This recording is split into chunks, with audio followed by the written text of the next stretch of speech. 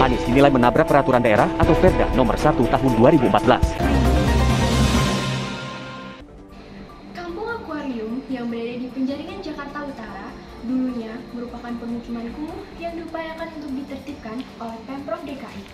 Pasalnya, permukiman yang dibangun oleh kelompok masyarakat tersebut berdiri di atas tanah milik aset pemerintah daerah Jakarta Utara. Saat itu, warga Kampung Akuarium pun sempat meminta pembangunan kampung susun di daerah tersebut. Akan tetapi, pada masa kepemimpinan Gubernur Ahok, permukiman tersebut digusur pada 11 April 2016 untuk membangun sheet pile tanggul pencegahan banjirop di sisi utara Jakarta. Saat proses itu, ditemukan benteng peninggalan zaman Belanda di dekat permukiman. Ahok kemudian berencana untuk merestorasi benteng tersebut. Penemuan cagar budaya tersebut ternyata menghambat penataan kawasan Kampung Akuarium. Padahal, penataan kawasan itu awalnya disesuaikan dengan rencana induk penataan kawasan kota tua yang diatur dalam Peraturan Gubernur Nomor 36 Tahun 2014. Kampung yang sudah rata dengan tanah itu akhirnya dibiarkan begitu saja.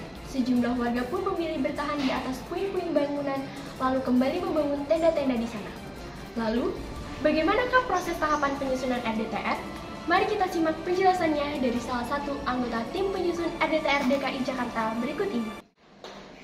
Jadi tahapan penyusunan RDTR ini yang pertama adalah tahap persiapan. Tahap persiapan ini terdiri dari pembentukan tim penyusun, kajian data sekunder, penetapan wilayah delineasi bagian wilayah perencanaan, dan juga publikasi kepada masyarakat. Tahap yang kedua yaitu tahap pengumpulan data. Tahap pengumpulan data ini terdiri dari mengumpulkan data primer yang berupa aspirasi masyarakat, kondisi fisik, sosial, ekonomi di bagian wilayah perencanaan. Kemudian data sekundernya yaitu peta dengan skala minimal 1/5000 serta informasi-informasi terkait dengan bagian wilayah perencanaan tersebut. Yang ketiga adalah tahap analisis. Tahap analisis ini terdiri dari analisis struktur bagian wilayah perencanaan, analisis guna lahan, sumber daya alam, sosial budaya, kependudukan, sumber daya, kekuatan, kelembagaan, pembangunan, dan juga lingkungan binaan. Tahap yang selanjutnya yaitu perumusan konsep RDTR. Muatan RDTR yaitu tujuan penataan bagian wilayah perencanaan, rencana struktur ruang, rencana pola ruang, rencana sub bagian wilayah perencanaan yang diprioritaskan penanganannya, kemudian ketentuan pemanfaatan ruang. Kemudian tahap selanjutnya yaitu penyusunan dan pembahasan raperda.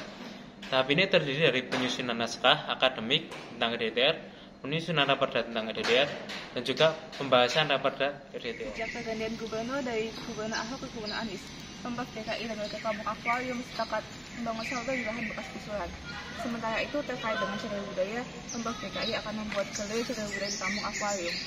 Upaya pembangunan kawasan Kampung Akuarium merupakan upaya dari pemerintah untuk mengatasi masalah yang sebelumnya terjadi di kawasan tersebut, di mana masyarakat Kampung Akuarium kehilangan tempat tinggalnya dikarenakan adanya relokasi yang dilakukan oleh pemerintah sebelumnya dengan dibangun kembali kawasan Kampung Akuarium di lokasi yang sama.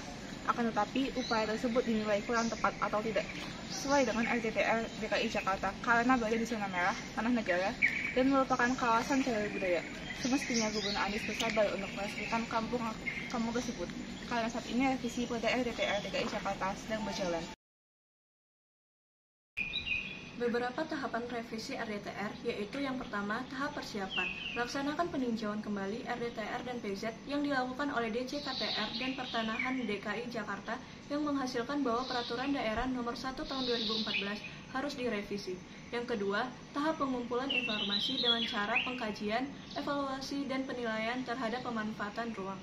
Hasilnya disosialisasikan ke seluruh Kelurahan DKI Jakarta. Selanjutnya dilakukan perpanjangan pendapat aspirasi masyarakat sebagai tindak lanjut kegiatan peninjauan kembali RDTR PZ.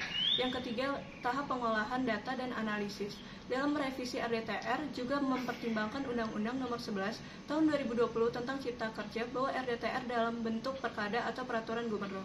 Yang keempat, perumusan konsepsi dengan melakukan konsultasi publik bersama DPRD dan masyarakat DKI. Selanjutnya, penyampaian rancangan RDTR kepada Kementerian ATR BPN. Selanjutnya, pembahasan lintas sektor oleh pemerintahan daerah, DPRD, dan yang terkait. Selanjutnya, persetujuan substansi oleh Kementerian ATR atau BPN. Selanjutnya, penetapan Pergub RDTR.